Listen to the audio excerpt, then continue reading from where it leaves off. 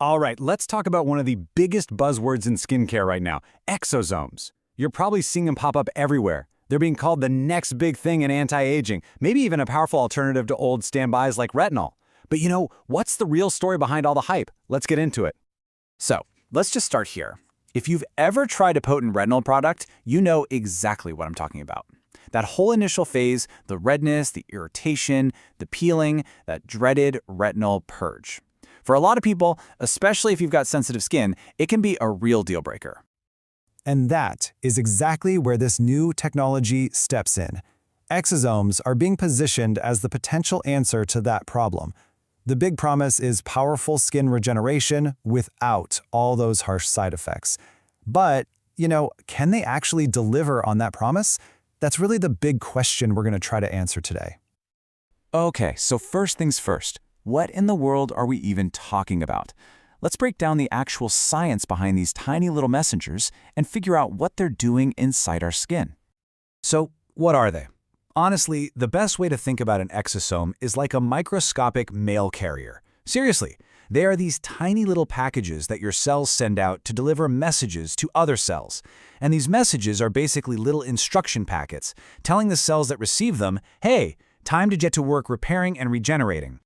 And when we say tiny, we really mean it. A single exosome is about 300 times smaller than the width of one of your hairs. It's that incredibly tiny size that's the key here. It lets them work at a cellular level. It's a scale that's, it's pretty hard to wrap your head around.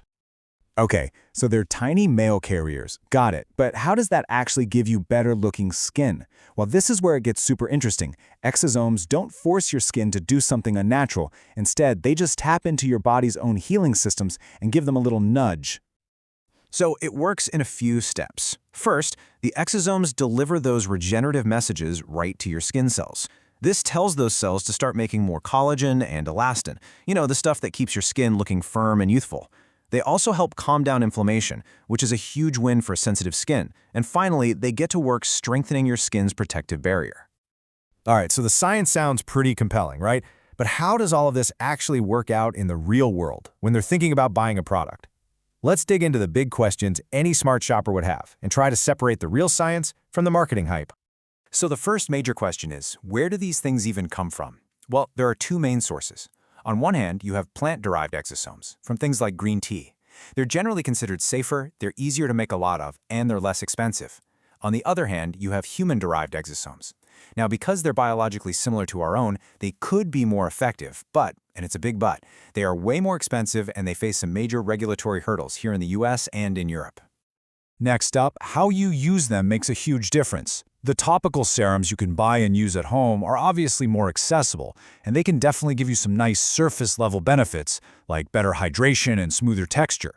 But if you're looking for deeper, more dramatic results, you have to look at professional treatments, where they use something like microneedling to get the exosomes way deeper into the skin. As you can guess, those are much more potent, but they also cost a whole lot more. So this brings us to the million-dollar question. How do they actually stack up against retinol, the reigning champ? Well, it really boils down to how they work. Retinol is kind of like a drill sergeant for your skin. It forces rapid cell turnover. It's super effective, but as we know, often irritating. Exosomes are more like cheerleaders. They encourage regeneration and calm inflammation, which makes them way easier for sensitive skin to handle. The big trade-off, though? Retinol has decades of proven, FDA-approved results. Exosomes are still the new kid on the block. Now, some of the early results are pretty jaw-dropping. For example, one Korean study found that certain products blew retinol out of the water when it came to reducing wrinkles. But, and you have to pay attention to this part, these were products that combined exosomes with other things.